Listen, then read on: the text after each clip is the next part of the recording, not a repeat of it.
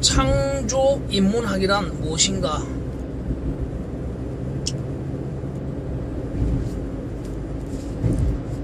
창조 인문학에 앞서 창조란 무엇인가? 창조는 어떤 신이 아닌 인간이 수행하는 어떤 창조적 행위, 그리고 창의, 에디슨이 말하는 그러한 1%의 영광과도 같은 그러한 창의성이 아닌 이 창조라는 이 행위를 수행함에 있어서 결국 그 대상들이 인간의 욕구라는 관점에서 인간의 욕구를 유추하고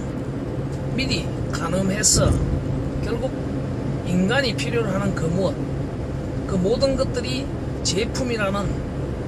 그런 시장력을 가지고 경제력을 가지고 돈으로 확보하려는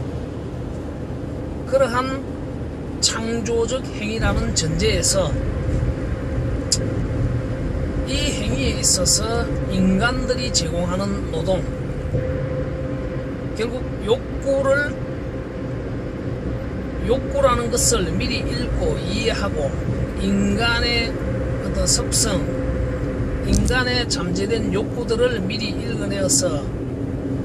그 욕구들이 결국 제품화 해내는 그 과정의 행위들을 창조 행위라고 한다면, 이 과정에는 결국 인간들의 노동들이 개입이 되고 분업과 협업이 필연적이라는 것입니다. 바로 이 창조 인문학은 이러한 전제에서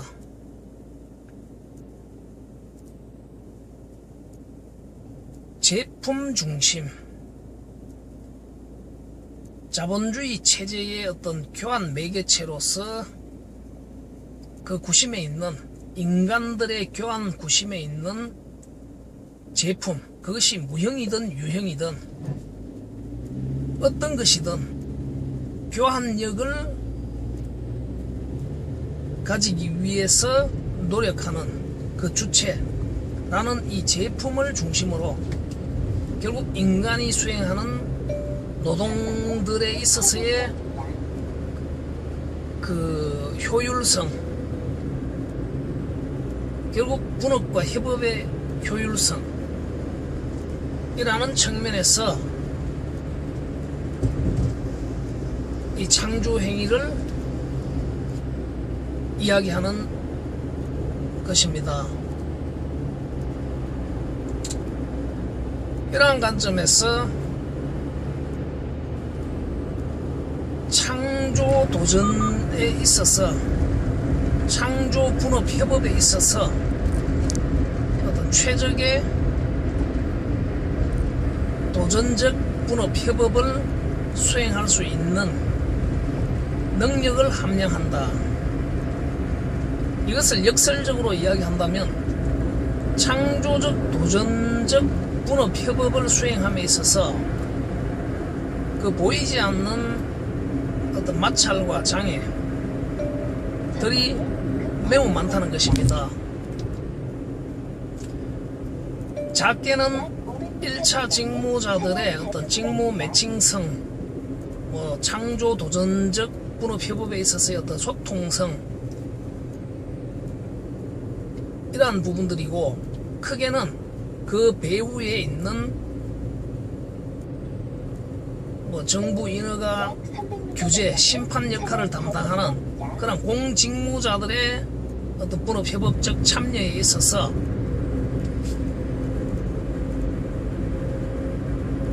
반칙적인 행위, 반칙적인 협업,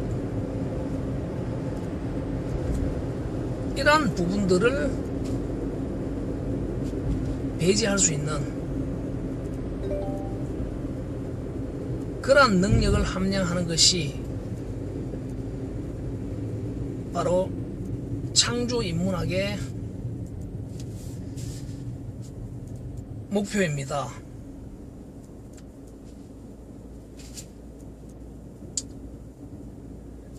이러한 창조 인문학적 관점에서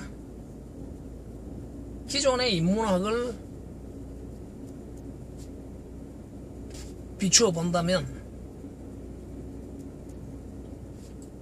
전인적 인문적 소양을 갖추기 위해서 필요로 하는 인문학으로서는 매우 그 가치와 의미가 크다고 생각합니다. 하지만 자칫 잘못 생각을 한다면 지금 과연 우리 사회의 첨예한 양극화 시대, 첨예한 어떤 청년 문제, 여러가지 사회 문제들이 대두되어 있는 이 상황에서의 인문학은 등 뜨시고 배부른 그런 금수저들의 사치품에 불과할 수도 있다는 것입니다. 물론 이러한 인문학을 잘 소화시켜 미생들이나 공경에 처한 청년 비스타트들이 새로운 어떤 경제적 활동 능력을 추스릴 수 있는 그러한 에너지의 보고가 될 수도 있다고 생각합니다. 하지만 그러기에는 너무 지금 현실이 절박하다는 것입니다. 그런 맥락에서 이러한 현실을 감안하는 창조형의 인문학은 말 그대로 창조적 능력을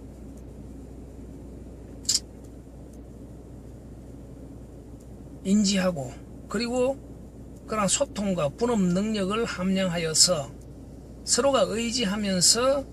어떤 창조 주체로서 경제적 고립을 탈피할 수 있는 능력을 함량하는 그러한 내용의 교육입니다. 이러한 창조 인문학을